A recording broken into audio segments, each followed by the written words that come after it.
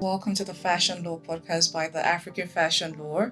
My name is Annie OT, and we have an amazing guest today who has a vast experience in the beauty and in the fashion industry across the world. He has been the managing director of Linton Beauty in Nairobi, Kenya, and Linton Beauty is the primary business operator of MAC in the whole of East Africa. He has been the business director of River Island in Kuwait, and he has equally been the general manager of Nike in Dubai. I'm so excited to introduce in the person of Kieran Murphy. How are you doing today, Kieran? I'm doing very well. Thank you for having me on your podcast. I'm very excited. Thank you so much for being here. Yeah. Okay, so next off, we're just going to jump right into the topic for today. Nigeria as an emerging market. Nigeria is filled with so much possibilities and opportunities. However, in order for us to fully harness the opportunities, it's important that we understand the position in which creatives stand. So that will just take me right into the first question that I have for our amazing guest today. So what are the factors that make Nigeria an appealing market for brands like Nike? There are actually a plethora of reasons why international brands are showing a keen interest in Nigeria at the moment. Nigeria is a bit of a sleeping giant. I think historically, global brands always looking for new markets, and historically it was always China 20 years ago, then India, and then third but not least was always Africa. And now Nigeria being the sort of the economic powerhouse of Africa, it's obviously the first step for international brands to come into this particular market so that they understand what the East African and West African markets are like, understand the idiosyncrasies of local laws and operating procedures. Revenue generating point of view, West Africa. I keep getting confused because I've just come back from Kenya. West Africa has huge potential over the next 20 to 30 years. And that's why we decided that it was time for us to set up our Nike operations here in Lagos, not just for the short-term benefits, but for the long-term benefits. So we intend to be here for the next 30, 40, 50 years. Your grandchildren will be shopping in Nike stores and buying Nike products, hopefully in the long-term future as well. Yeah, and that brings me to the fact that I think I forgot to mention something that was so important, that Kieran here is the country general manager of Hudson Business Development, and they are the representatives of Nike in Nigeria.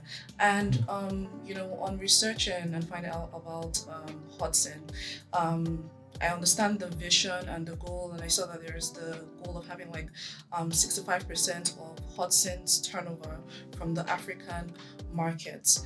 So generally, we have a huge market that, to a large extent, it would seem that we are not fully, harnessing the potential of what we have. So that will bring me to my next question. There are several challenges in the industry, by industry, I mean in the fashion and in the beauty industry, especially for SME creatives and all. And the challenges cut across issues around infrastructure, issues around raising capital, and I'll say that there's the aspect of the business know-how and legal processes, which the African Fashion Law we cater to a large extent for SMEs and businesses in general. What would you say you have seen as the major business challenges in Nigeria, right, that can not only affect global brands but smaller brands, and how can we what steps can we take to resolve those issues and challenges? Okay, again, many challenges. I think obviously from a global brand perspective, the main challenges they have, not just say with Nigeria but with Africa in general, would be the sort of political and economic stability of a country. Not that I'm an expert on Nigerian politics, but from what I've seen, it seems to be relatively stable from an outside point of view for quite a number of years.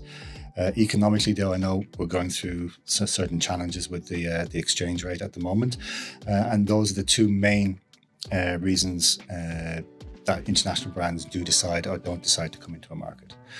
Then on top of that, there are the operational challenges. There's the supply chain.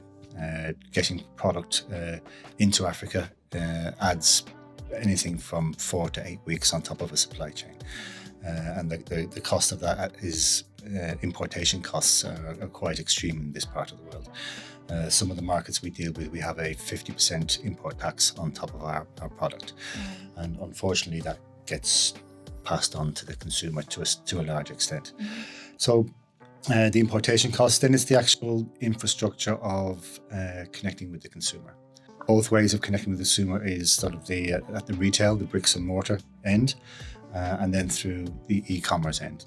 The e-commerce, I think, is beginning to develop quite strongly in this part of the world. And I think that is probably what's going to be driving a lot of retail sales going forward. But they still have to have an experiential experience with the brands. So we need to have stores set up so that people can come in, experience what the brand is all about, see the product, touch the product, understand what the service is about, what the message of the particular brand is. And they can use that as a touch base and then connect with them again through the e-commerce platform. But it's trying to create that experience which is proving channel, especially in Lagos at the moment. It's there are very few shopping malls, and the real estate is difficult to manage at the moment. Oh, wow. To an extent, I'll say from my perspective, I know that we have huge challenges, which limits the extent to which I'll say the industries can actually grow, because I'll say that Hudson is primarily in the distribution retail sector here in Nigeria and globally. But even for brands here in Lagos, or rather SMEs here, they face similar problems. Yeah.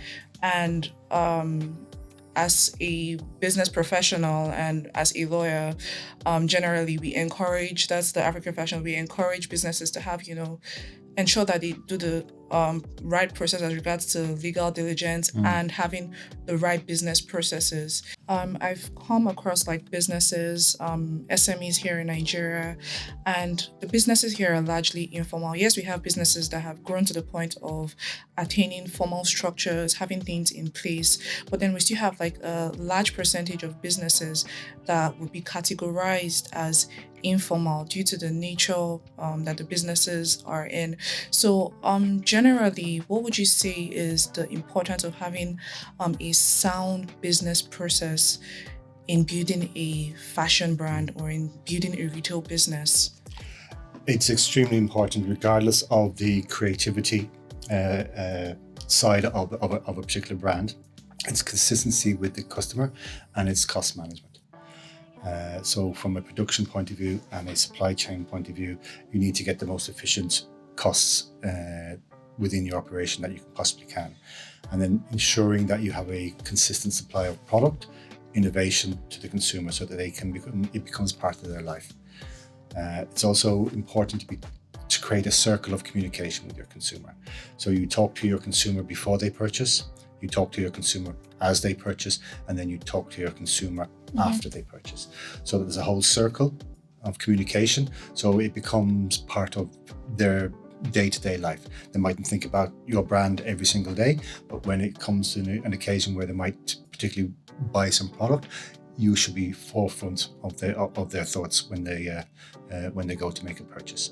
So ensuring that there is consistency with your brand offer, consistency with your pricing, and consistency with your communication. So it all leads up to the consumer eventually. Yes. They'll say the customers are the kings. There's no reason why. That's the only reason we're here is because of the consumer. Yeah. So what would you say the future holds for emerging creatives, and how can they proactively shape the future while embracing, brands like Nike being in Nigeria? I think from what I've seen of the market and my interaction with other retailing brands and creatives, Nigeria has a huge international footprint, whether it be through music, art, sport. It is becoming a driver of fashion and style throughout the globe, especially in Europe and especially in America.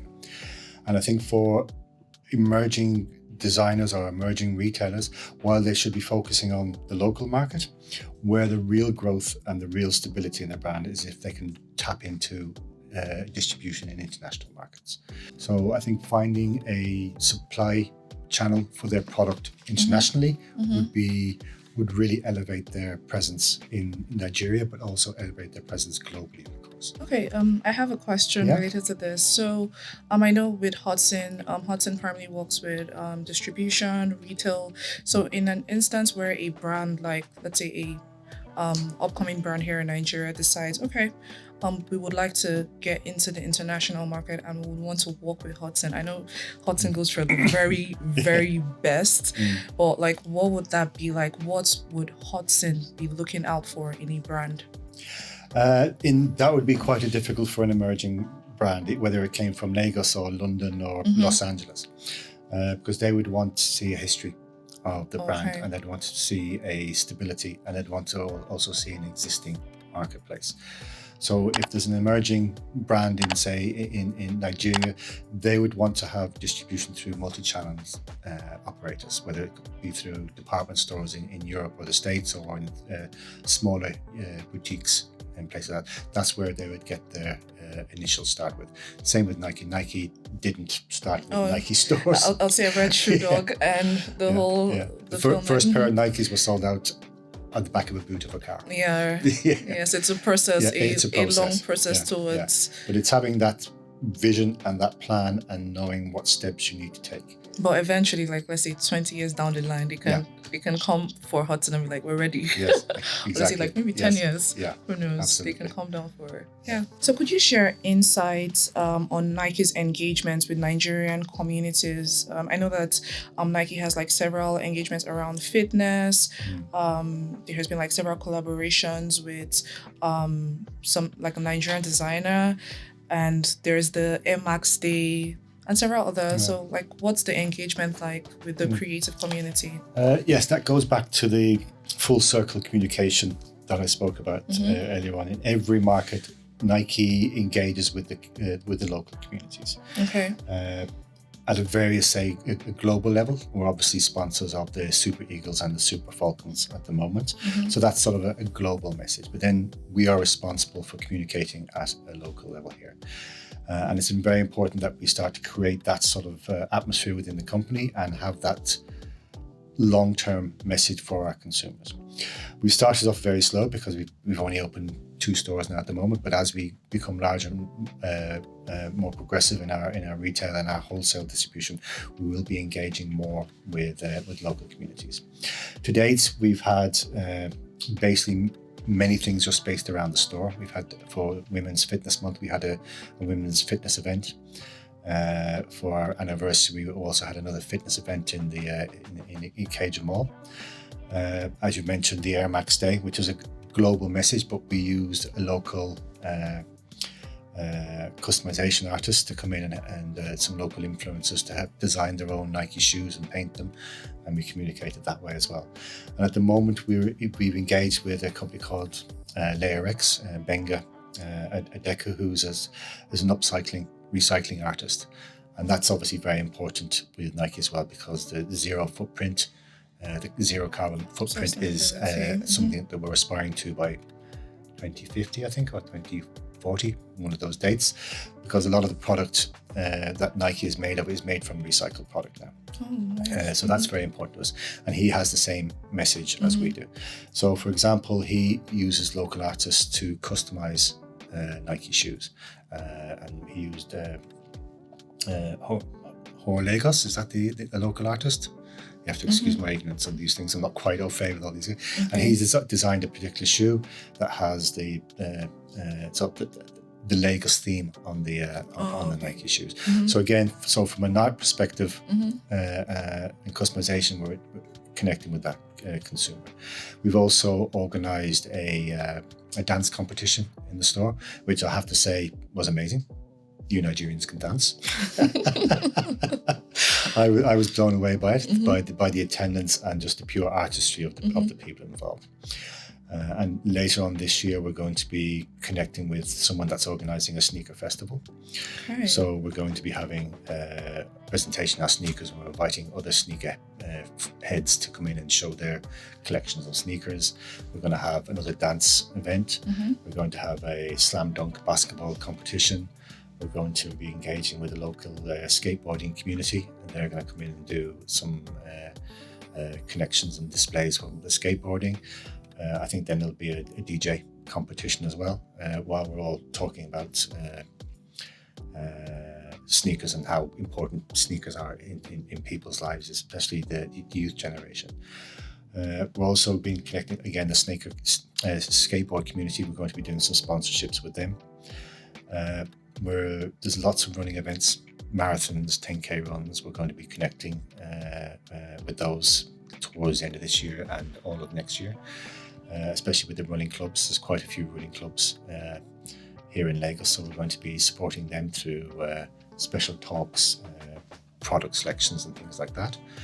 And then, basically anywhere we think we can connect with the consumer so that we become part of their DNA when they want to take part in, say, performance sporting areas, we're going to be the first port of call for them. And then also from a lifestyle with the dance, with the skater community.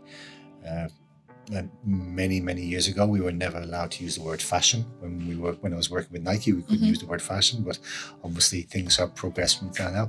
So we are trying to create a product that is more suitable for the local consumer. So for example, when Nike first took over the sponsorship of the Lagos football team and they came out with the first Lagos jersey, it was the first time that they created a lifestyle collection for the football jersey. Normally you just buy the football jersey, short pair of socks, and that would be it. But now that's the first time they created sort of a lifestyle collection, and it was probably one of their most successful new collection launches ever. To the extent that every football collection now has a lifestyle collection, and that was based on their experience dealing with the Nigerian consumer. So I think as we spend more time here and start to grow, I think Nike will actually start incorporating the West African culture in a lot of their designs and a lot of their product that they'll be producing in the future. So they'll adapt and they'll customize their product for the West African market. Well, that's very detailed. I was researching equally again on Nike, and I came across, modern urban fashion. You can't really talk about fashion. It's more of sports and fitness. And you've equally talked about a lot of innovation towards reaching the customer and also, adapting to what we have here in order equally to reach the customer. So again, I think I'll come from a point of advising creatives, because I'll say with the Africa Fashion, we're really big on helping the creative fashion economy, beauty and fashion economy grow and scale based off of the fact that there is so much talent, there's so much creativity here. And I just feel that the creatives need the right information and the right know-how in order to take the right steps forward. So as regards innovation and adaptability, to what extent would you say that they should, embrace innovation and adaptability while building their businesses? Because you hear sometimes people feel that, okay, they've done maybe one promotion, they're good. Like a single promotion, they're good, or a single means of communication to their customers, they're good. And right now, you're speaking of several innovations, like several adaptability strategies that Nike is working towards in reaching the Nigerian customers. So for the creative brand, what would you advise them with regards to innovation and adaptability in building their businesses? Okay. I'd actually reverse it, to be honest with you. Okay. I think they need to really establish what their core business is. Okay.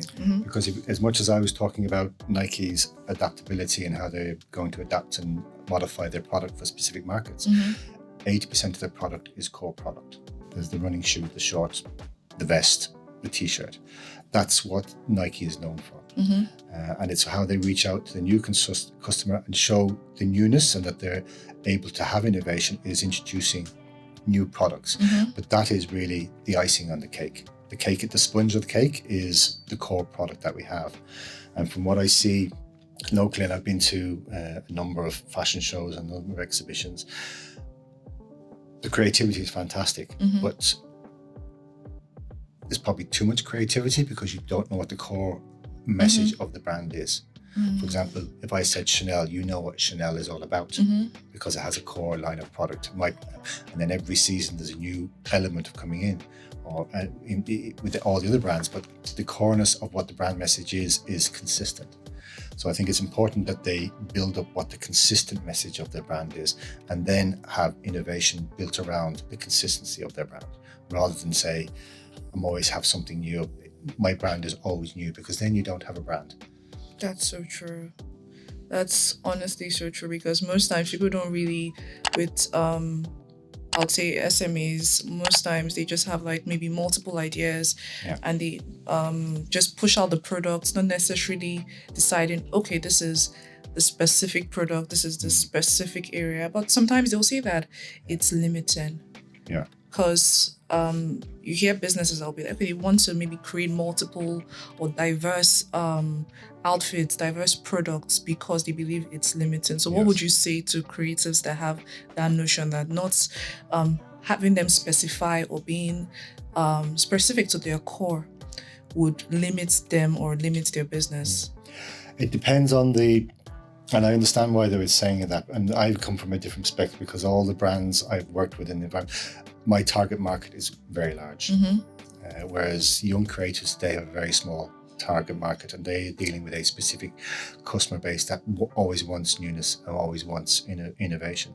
But if they are to grow their brand to a level where it becomes a noticeable brand and has some consistency, they still need to have the core element of their brand that is recognizable to a wider audience. Having newness is very important, Mm-hmm. but being known for just being new is not really a brand. Because that's all the brands I've worked with, they're known for 3 or 4 things. If you look at Zara's very innovative in its product. Every collection comes out, there's always something new, but you know what a Zara product is, you know what it's all about. The same with whether it be Nike or whether it be even something like H&M. And I know they're big, large global brands, but even the smaller brands have a core message, and they add the newness and the innovation on top, which is important. But if innovation is the only thing that purely drives your brand, then there's no solid foundation. There's no solid foundation. Yeah. You're right. There's no solid foundation.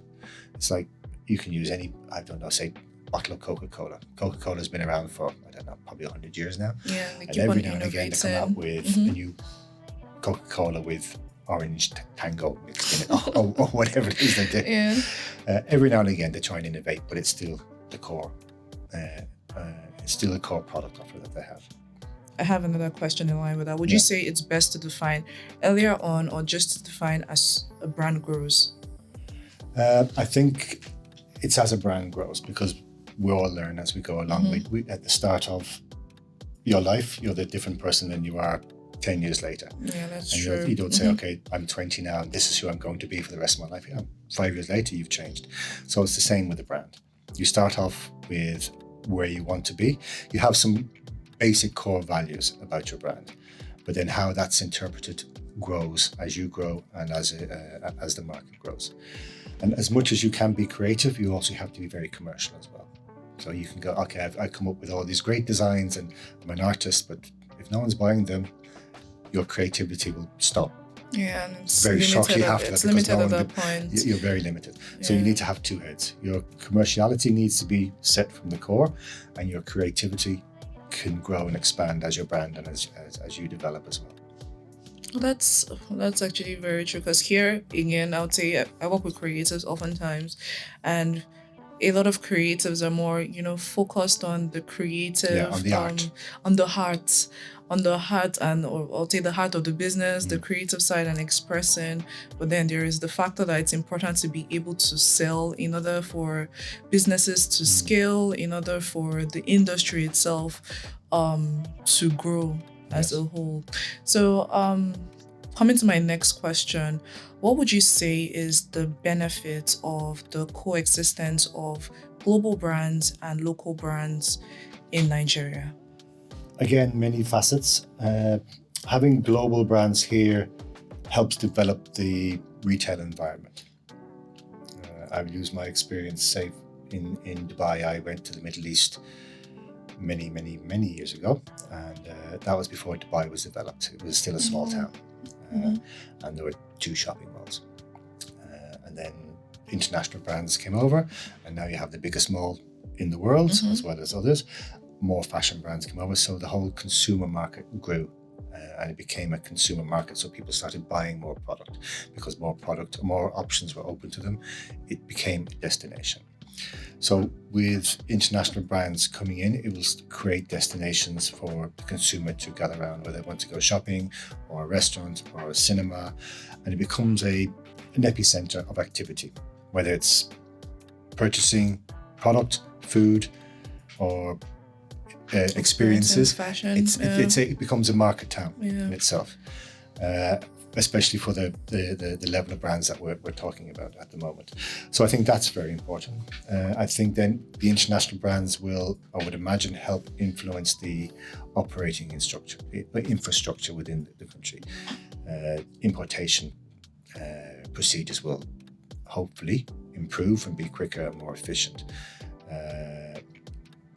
The costs and economics of it will help reduce costs from a tax point of view, from a production point of view, and then from a marketing point of view. The messages that you can, I wouldn't say copy, but be inspired by other brands, because at the end of the day, we all learn from each other. Yes, definitely. And I think there could be lots of learnings from a marketing communication point of view as well, from international brands coming into the market.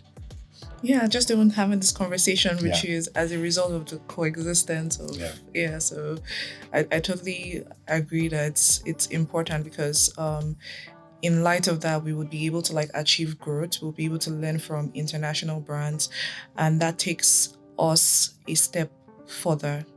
So generally, what advice would you have for creatives? I know you've talked about not just focusing on the heart, the creativity, but also being business focused.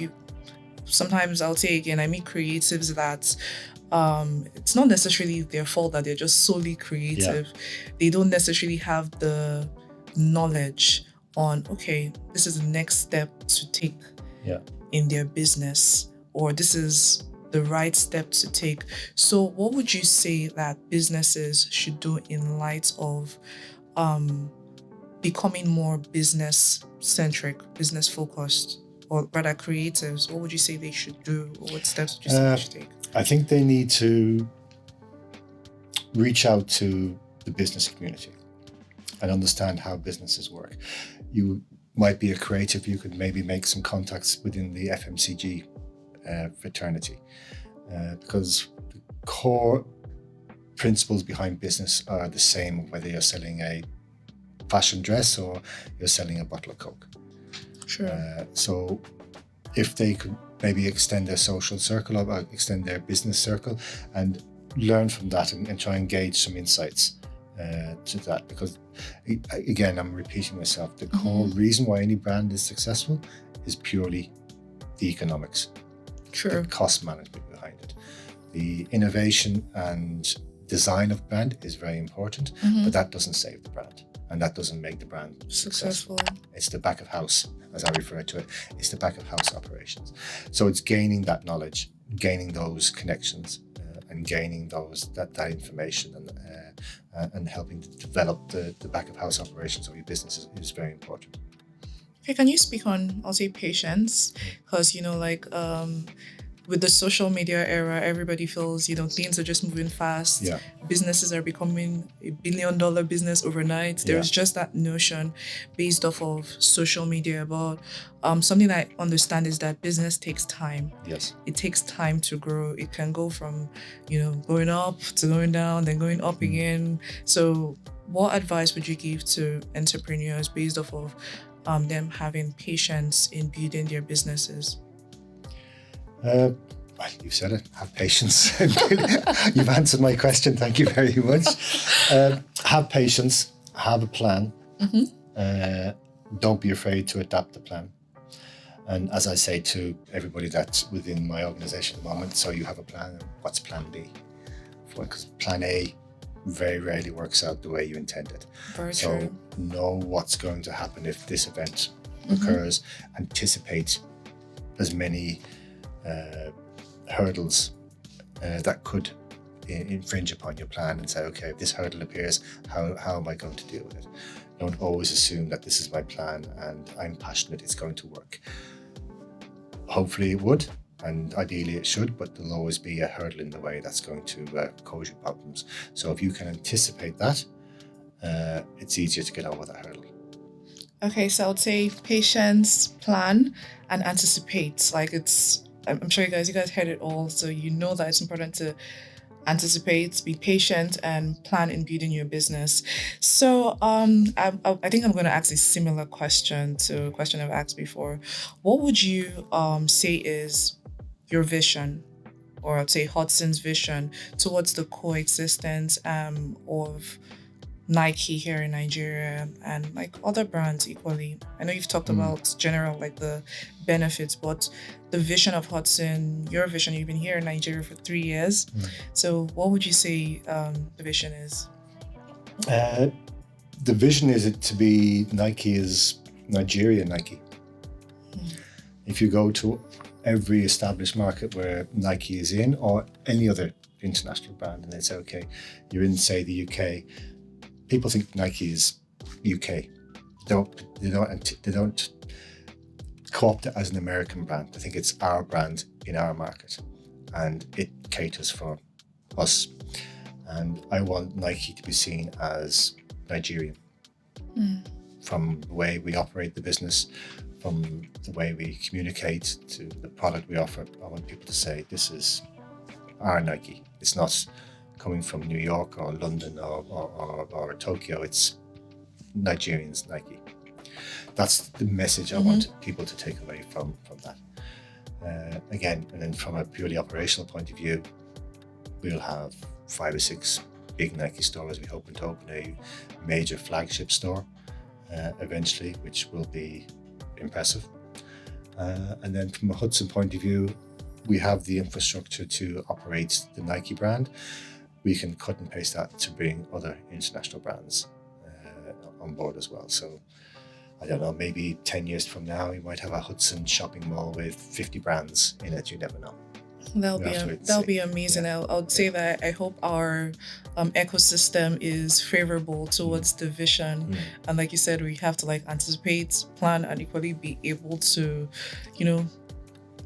innovate the plans that we make while building our businesses. So yeah, definitely. I definitely love the idea and the vision of Nigeria's Nike. Yeah, because it's thinking about it, brands have to be able to look in depth and find not just when they go into a market, they have to be able to find a grounding in that market and naturalize, become a part of that market. So it's great understanding that there is that vision with Hudson and with Nike, in view of Nike being here. So for brands, again, for creative brands, I want you to give an advice to businesses. There are businesses here that people that are trying to build up, but then they go through several issues around infrastructure issues, the stress or mental stress of just having to deal with certain things. Then there's the capital issue.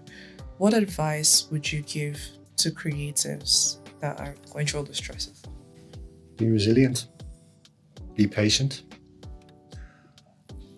and get back up on your feet as soon as you can, because you will get knocked down, but get back up again and just keep trying, because those that keep trying, 9 times out of 10 achieve what they want to achieve. Even for myself, through my own career and with the brands I've worked with, we've had some great successes and we've had some great pitfalls, but it's never stopped us getting to where we need to get at the end of the day.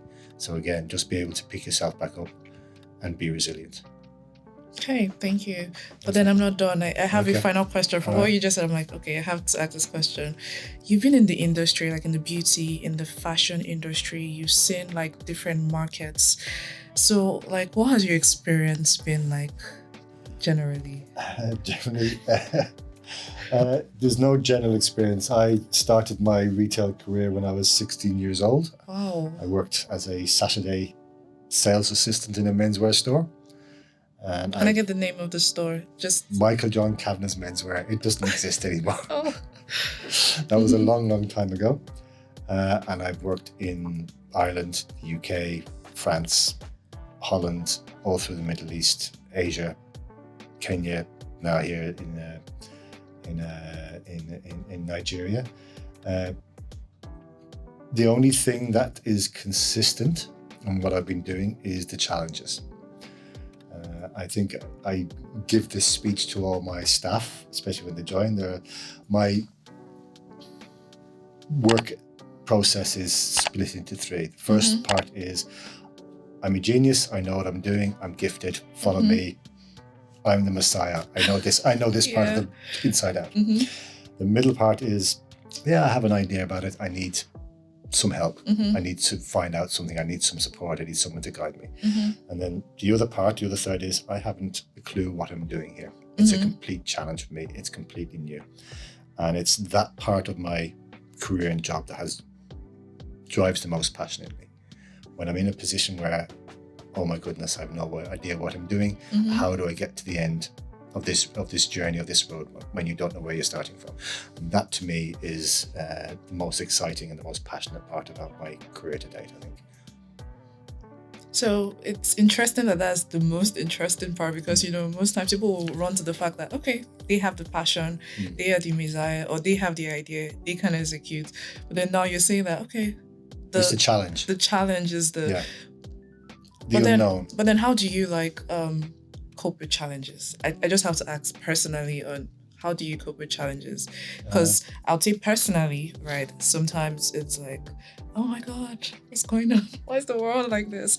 That's just it for me, but I'd like to know your perspective. It's quite easy, nicotine and caffeine. Sorry, no. I don't know. You just do. I don't think I have a process. It's just, you wake up in the morning, it's like, I need to do this now, and I go to bed in the evening, and then do it again. I don't think there's any way of coping. I probably should sit down with some sort of therapist and find out what it is, but at the moment I don't. I just get up and get on and do what needs to be done. I think if you looked at generation, like for example my mother and my father's generation, they just had to get up and do it.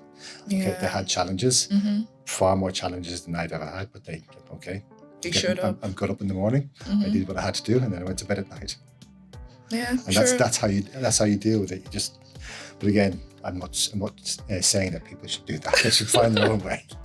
Generally, I'll say find your own way or Kieran is saying find your own way in coping with your challenges, right? And I'll say this has been an interesting, insightful conversation, and I just have to say thank you, because this is just wonderful. Okay, I think I have one more question. Just one more question.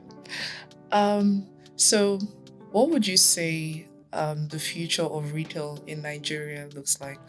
Just a forecast. What would you say it looks like? To be honest with you,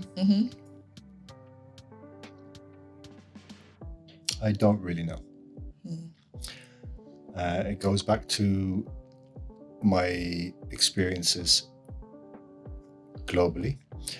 Every new market I've gone into, the local environment tend to cut and paste what worked somewhere else.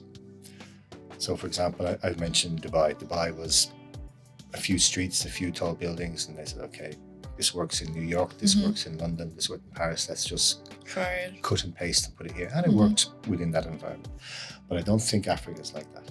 I think Africa is going to drive its own market and its own passage of how it's going to be.